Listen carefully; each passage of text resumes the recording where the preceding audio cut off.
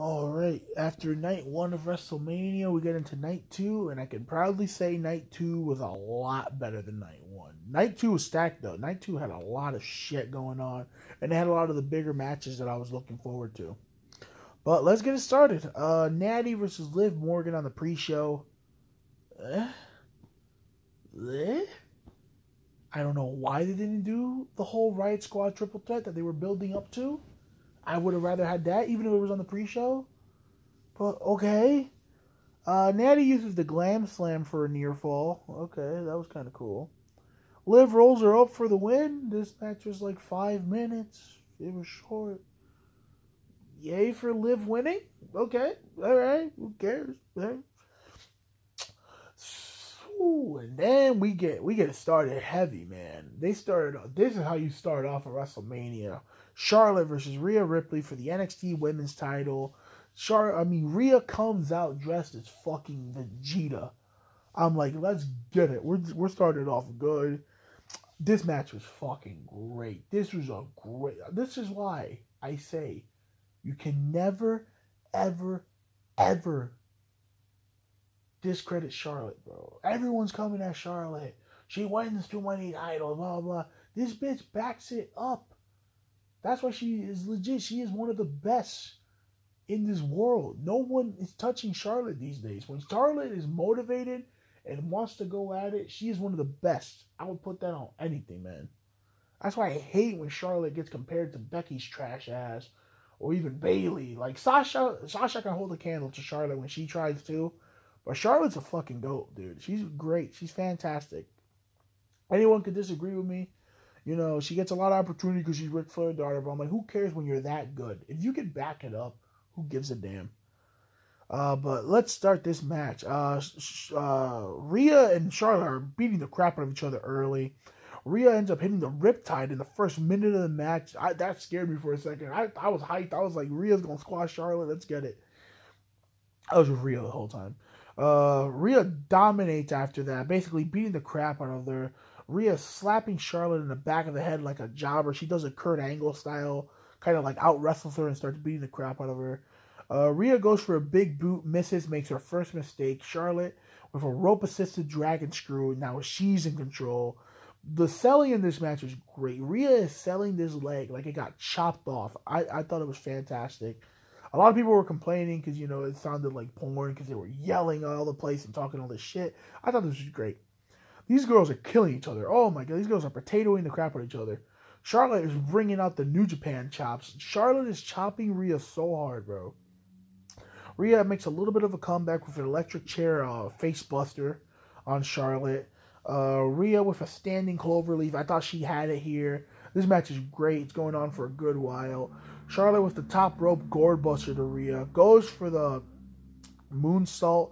Ends up getting caught with a boot to the face. Charlotte goes for a spear, but I'm not going to lie, the spear looks pretty ugly. Usually Charlotte hits a really good looking spear, but Charlotte finally locks in the figure 4. Transitions to the figure 8. Rhea's fighting, beating the crap out of Charlotte's knee. She can't take it anymore, and she taps out. This was the only bummer.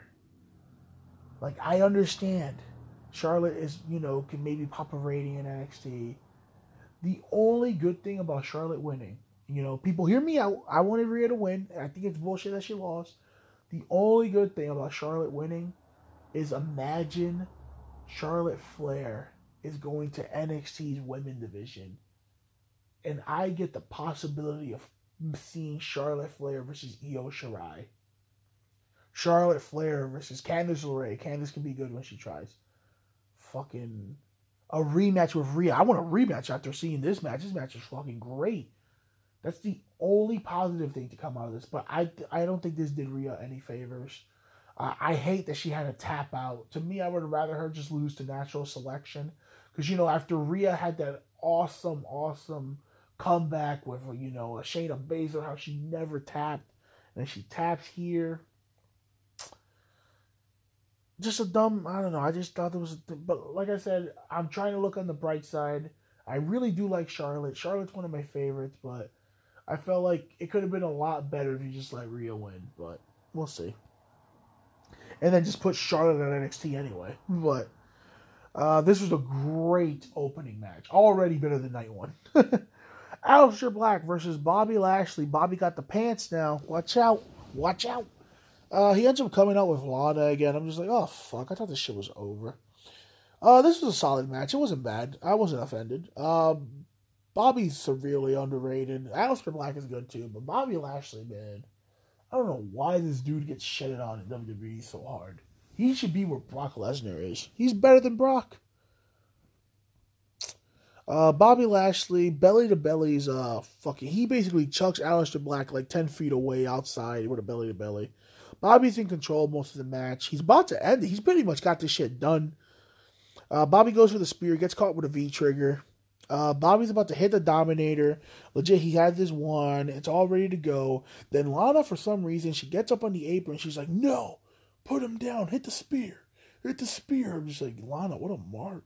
And then Bobby's like, what do you want? All right, whatever. He puts him down. He goes for the spear. Aleister catches him with the black mass. Lana's freaking the fuck out. 1, 2, 3. So I guess they're looking for a way to end this Lana thing. You know, they should have never done it in the first place. Well, whatever. Like I said, good for Aleister. I like him, you know what I mean? But I really wish Bobby wouldn't get treated like this, you know what I mean? Like, I knew he was not going to win because Bobby Lashley. I don't know what these people have against Bobby Lashley. Like, did they not see his run in TNA? Like, did you not see the Destroyer? Did you not see Bobby Lashley? Well, whatever. We get Otis versus Dolph Ziggy. Sonya ends up coming out with Ziggs. Otis basically goes after Ziggs right away. Ziggs hits a super kick in the first minute of the match, and that scared me. I'm like, no. But Otis ends up using his veteran skills and rolls out. Otis launching Dolph all over the place. Legit, he's tossing this man like potatoes everywhere. Otis tries to hit the caterpillar early, but Sonya's distracting him. Ziggs kicks him in the dick from behind. Mandy comes out, her music plays. Imagine the pop that would have got. This is a match where it would have been so much better with a crowd reaction. I feel bad for them, but Mandy comes out. She beats the shit out of Sonya, smacks the fuck out of her. Low blows Ziggler's soul out of his body. This man sold that low blow like he got shot in the head. I can't believe I'm recording this at 5 a.m. There's people racing outside. What the hell? Otis looks at this, takes advantage, hits the caterpillar. Finally, Otis does it. Him and Mandy celebrate. He picks her up and he finally gives her the big kiss. So I guess they're a thing now. This is great. Like I said, the match was meh, but this wasn't about a match. This was about the story, and we got what we wanted. Otis got the girl. Hopefully she doesn't betray him like in 2 seconds, or Tucker starts getting jealous and turns heel on him. Because to break up Heavy Machinery, that would be dumb. Then we get a fucking great match here. We get Edge versus Randy Orton in the last man standing match. Edge comes out. Sadly, no pyro, no nothing. I feel bad for Edge, man. I really do. 9 fucking years. 9 years, you make your comeback. You know, you have this great story you're telling, and you do it in front of no fans. I felt really bad for Edge, dude. He's probably him and Drew are probably the number ones I feel sorry for. But last man standing match. Randy Orton's music plays. He's not coming out. Randy comes out with a hood, and he had pants on. This is the first time I've seen Randy Orton with pants on in like years. He has a hood. He has an all black hood. He attacks Edge. Hits him with an RKO 2 seconds into the match. The ref is telling him, are you sure? Edge is yelling at the ref saying, start the damn match. Start the fucking match, you know. Fucking Randy takes the camera. He beats the crap out of him with a camera. Hits him with another RKO. Edge is getting the shit beat out of him. They take it backstage. Randy is telling Edge that he is always going to love him. You know, they're fighting in the gym area of the PC. He takes gym equipment and he ties him up. You know, he ties his neck up, he's tying him up, and he's telling him how much he loves him. Blah, blah, blah. I'm just like, yo, this is great. Randy gets a fucking 45 weight plate. Edge ends up drop kicking it in his face so he can't use it. Edge sits Randy down on a chair. He jumps up to one of the gym equipment and ends up hitting some fucking like those deadlift bars. And he ends up hitting a senton on Randy while he sit down. That was cool. Randy throws Edge off the stage onto the barricade. Randy taking Edge to all different rooms, and Randy's loving it. He's just like, let's see what we can do here. Let's see what we can do here. I love how they legit took it everywhere. They went to the fucking gym. They went to the audience section. They went to this weird little area in Gorilla. They went to fucking, now they're in this weird, like, parking lot thing. Actually, no, they're in the office. They're like in the main office right now. So Edge ends up putting Randy in this big ass table, and for some reason this room has like a little cage grate on top of the ceiling. Edge ends up parkouring that shit, climbs on top of the cage thing, drops an elbow on Randy. The cameraman ends up getting taken out. Randy finds steel steps, smashes Edge's face on top of them. That looked pretty rough. They're at the backstage interview area now. Randy set up a ladder.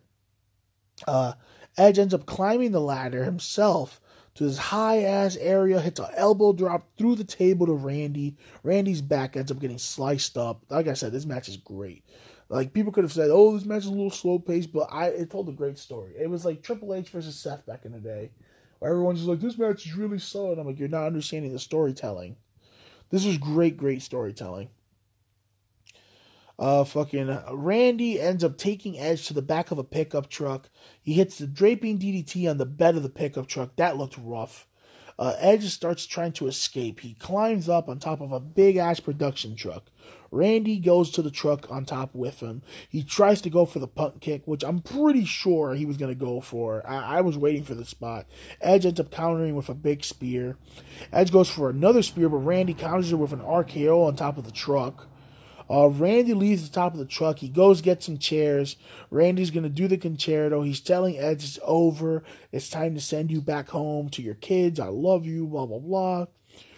Edge is using this weird choke thing. He keeps doing this weird, like, elevated high triangle choke. I don't know why. It doesn't make any sense on Edge. Edge is using the choke. He chokes out Randy. The ref starts counting. Edge tells the ref to stop fucking counting exactly like that. I kid you not. Fucking Edge is looking at Randy. He's crying. He's losing his mind. He fucking mans up. He hits him with one of the best concertos I've ever seen. Props to the cameraman for catching this shit. Hit him with the concerto. Edge wins the last man standing match. He goes down on the floor and he starts hugging Randy, checking on him. And my feels, man. Anytime I see, like, you know, like, fucking people from this generation, because Ruthless Aggression era was my shit. Like, that's when I started watching. You know what I mean? Like, I watched as a kid, apparently, because my dad used to make me. But then there was a time where I didn't watch at all. And I came back and fucking, you know, Edge, fucking Randy, Triple H, Christian, fucking Jericho, you know what I mean? The Rock, Stone Cold, like that's my shit right there. Kurt Angle, fucking Taz when he came in, Taz my boy. This hit me in the feels, man. I was just like, yo, I hate. It's like when Rey Mysterio even fought MVP for a while. I'm just like, I hate watching these types of matches because it gets to me in my feels. But what a great last man standing match. I thought this was great. I love how they took it everywhere. Jobbers all come out for Mojo for the 24/7 title. There's a million jobbers fighting it out. Gronk ends up hitting a dive from the top. He ends up pinning Mojo. Gronk is now the 24/7 champion. Excuse me. And he's never to be heard from again. I kid you not, he leaves. Austin Theory and Angel Garza versus the Street Profits for the Rock Tag Team titles. Like I said, this was good for Theory and good for all the guys here, you know, all the young guys here. I don't know what the hell these guys were smoking. Montez Ford said, "This is WrestleMania" 100 times. Austin Theory started saying, "This is WrestleMania." Angel Garza started yelling out, "This is WrestleMania." So I'm just like, I'm dying over here because I'm just like, why are these guys just yelling out, "This is WrestleMania"? Garza then takes off the pants and he says, "This is because it's WrestleMania." I'm just like, are these guys trolling? Are they trolling Vince McMahon or something? Ford with a dive. After he says this is WrestleMania, Garza takes them out for moonsault, says this is WrestleMania. I kid you not. How many times are they going to say this is WrestleMania? They got me saying it now. Theory hits all day. But Ford, the spinning TKO.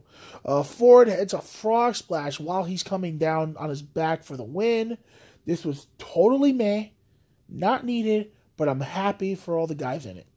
Garza and Theory attack them after the match, and then fucking Zelina Vega is about to slap the fuck out of them, and Bianca Belair comes out. Bianca beats the crap out of Zelina Vega.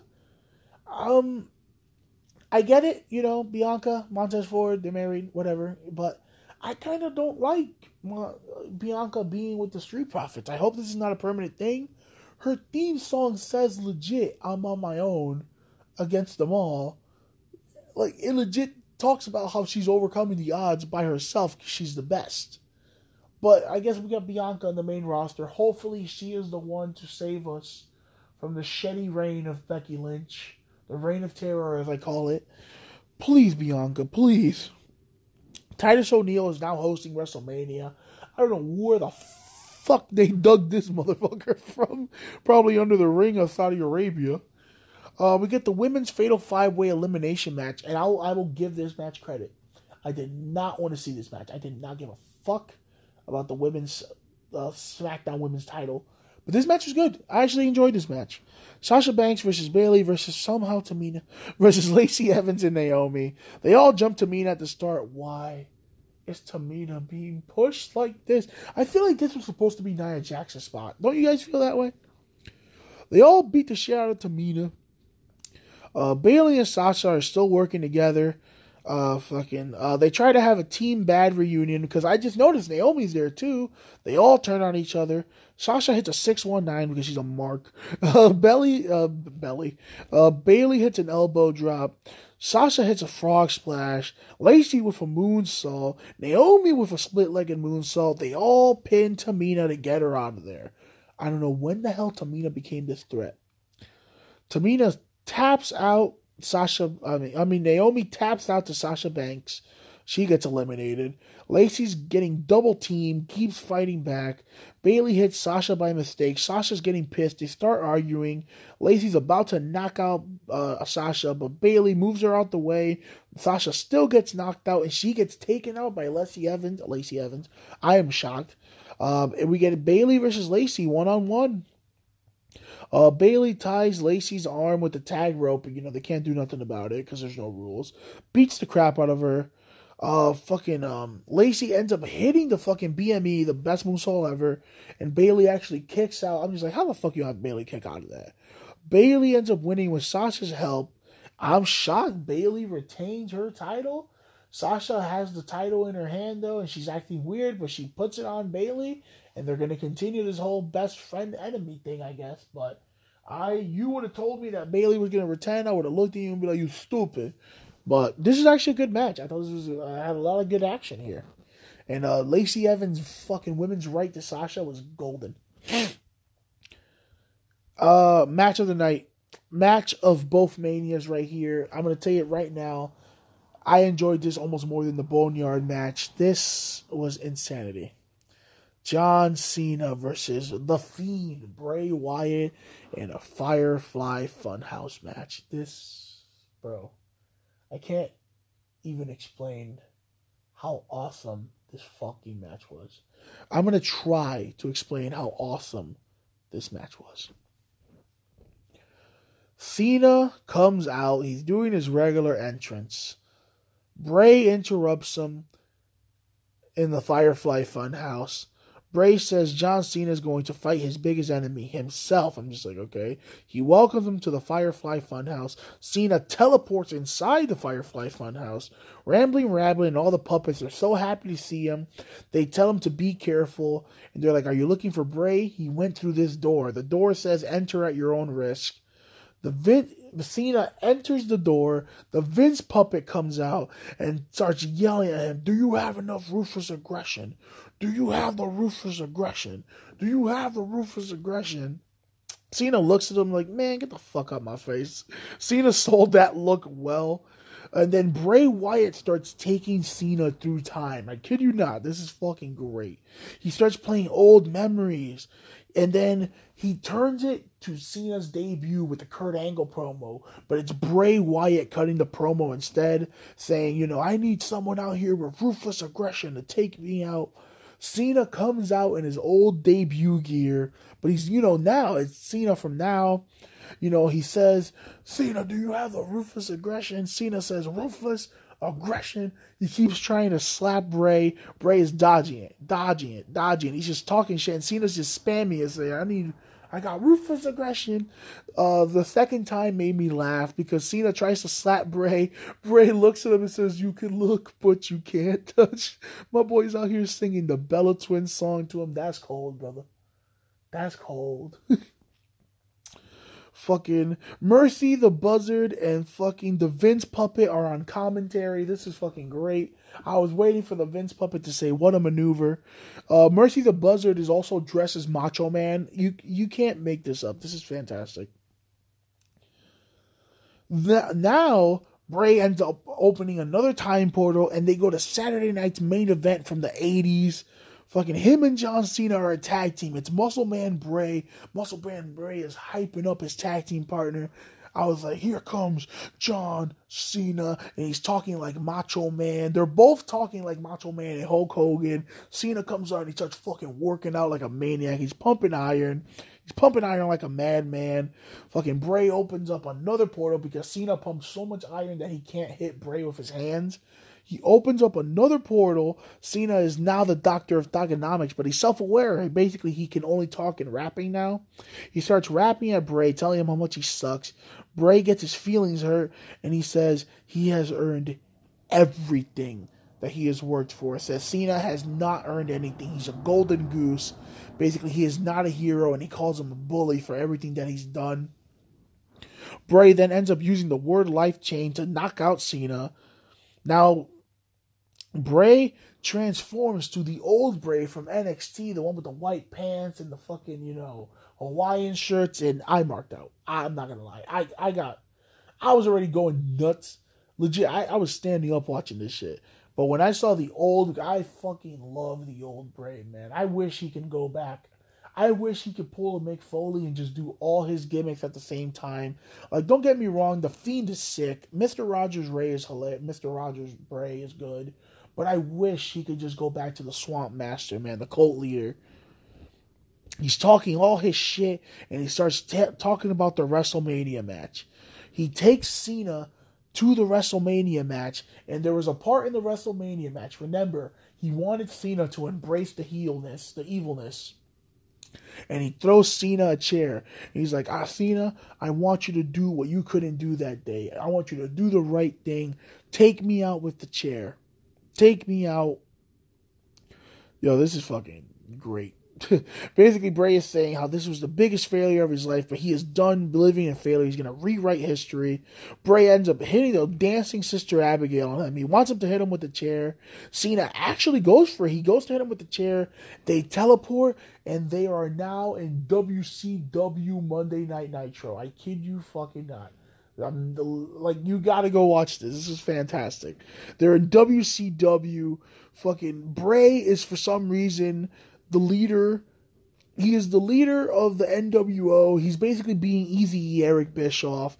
And he basically calls out John Cena. And John Cena is Hulk Hogan. He's basically the leader of the NWO too. He's got the fucking big gold with the spray paint. He comes out to the NWO theme song. I'm like, this is awesome. The Vince Puppet starts saying, this is some good shit. I'm just like, yo, he finally said it. I've been waiting for the Vince Puppet to say it. Cena ends up tricking Bray. He takes him down, starts beating the shit out of him.